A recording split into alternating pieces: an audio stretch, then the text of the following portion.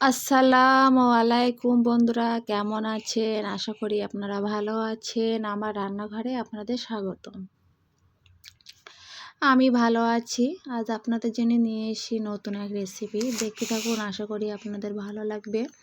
এখানে আমি সুজির ভাপা পিঠা বানানোর জন্য আমি এখানে এক বাটি সুজি নিয়েছি।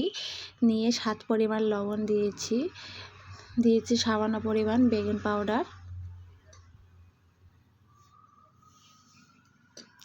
দিয়ে ভালোভাবে নাড়াচাড়া দিয়ে নেব। দিয়ে এখানে আমি দুধ দিয়ে দেবো। দুধটা হালকা গরম আছে সেইভাবে দিয়ে দেবো।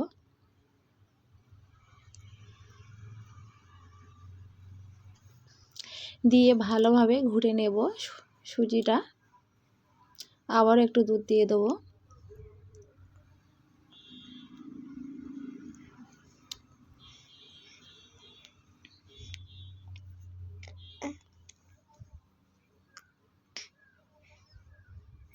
দেখুন বন্ধুরা, ঠিক এইভাবে আমি করে নিয়েছি। নিয়ে 10 মিনিট আমি রেস্টে রেখে দিয়েছিলাম। 10 মিনিট পরে ফিরে এসে বন্ধুরা দেখুন কতটা দারুণ হয়েছে। এখানে আমি নারকেল কুড়ি নিয়েছি, গুড় নিয়েছি, খেজুরি গুড়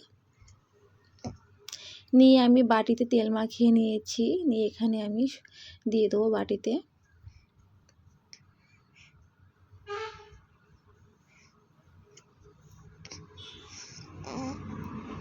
প্লিজ বন্ধুরা, ভিডিও দেখার আগে লাইক দিয়ে ভিডিও দেখা শুরু করবেন। আপনাদের একটা লাইক আমার ভিডিওটা অনেক জায়গায় পৌঁছে দেবে।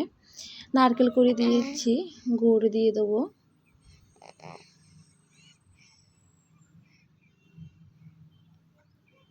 দিয়ে আবারও সুজি দিয়ে দেবো। শর্টকাটে করে দেখিয়ে দিলাম বন্ধুরা।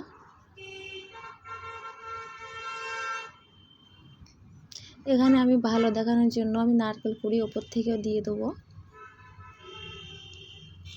আবার একটা বাটিতে দিয়ে দেবো। যে নারকেল কুড়ি দিয়ে দেবো আগের মতন।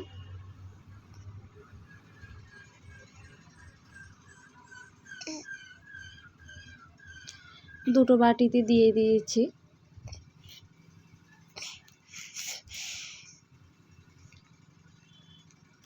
আগে থাকতেই আমি এখানে পানি গরমের জন্য দিয়েছিলাম। দিয়ে আমি সুজিটা দিয়ে দেবো।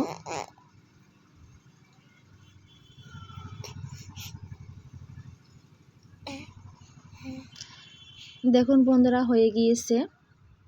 কেমন হয়েছে কমেন্ট বক্সে জানিয়ে দেবেন। ভালো লাগলে লাইক কমেন্ট শেয়ার করতে ভুলবেন না। সাবস্ক্রাইবটা করে দেবেন। কত দারুণ হয়েছে বন্ধুরা, দেখুন খেতেও দুর্দান্ত হয়েছিল। আজকের মতন বিদায় নেবো। আবারও কোনো নতুন রেসিপি নিয়ে দেখা হবে। আল্লাহ হাফেজ।